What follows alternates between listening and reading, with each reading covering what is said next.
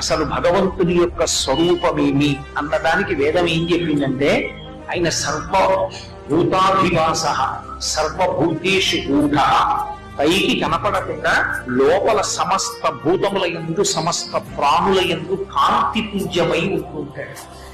ఆ కాంతి పుంజమై ఉన్నటువంటి పరమాత్మ అంతటా నిండిపోయి ఉంటాడు.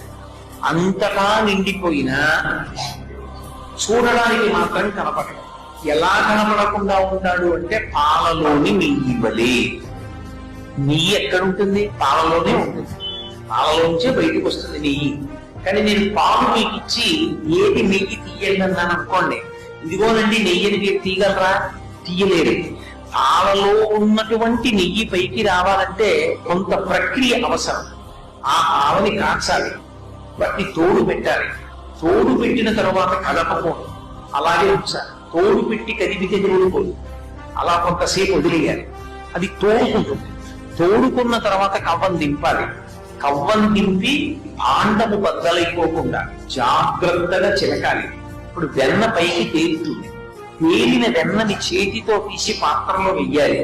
దాన్ని అగ్నిహోత్రం మీద సంస్కరించాలి. అంటే దాన్ని బాగా కాచాలి. అందులో నుంచి నెయ్యి వస్తుంది. ఇప్పుడు ఆ నెయ్యి ఎక్కడ ఉన్నది? పాలలో ఉన్నది. పాలలో ఉన్న నెయ్యి నెయ్యిగా పైకి రావాలంటే కొంత పద్ధతి అవసరం అవుతుంది.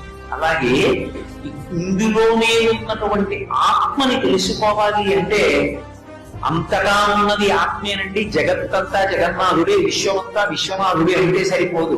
విశ్వమంతున్న విశ్వనాథుణ్ణి, జగత్తుగా ఉన్న జగన్నాథుణ్ణి తెలుసుకోవడానికి కొంత సాధన అవసరం అవుతుంది.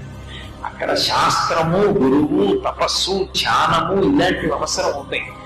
ఎవరు అవి చేశారో వాడే పాలలోని నెయ్యిని చూడగలడు తప్ప అందరికీ పాలలో నీతిని చూడడం సాధ్యం కాదు. పాలలోని నెయ్యి ఉన్నా ఇదిగోనండి నెయ్యిని పాలలోంచి చూపించడం సాధ్యం కాదు. కానీ నెయ్యి అంటూ వస్తే పాలలోంచే రావాలి. పాలలోంచి నీతిని తేవడానికి ఒక ప్రక్రియ ఎలా అవసరమో భగవంతుణ్ణి మాంసనేత్రంతో చూడాలన్నా, లోపలికి వెళ్ళి ఆత్మగా అనుభవాన్ని పొందాలన్నా రెండిటికీ కూడా సాధన అవసరం.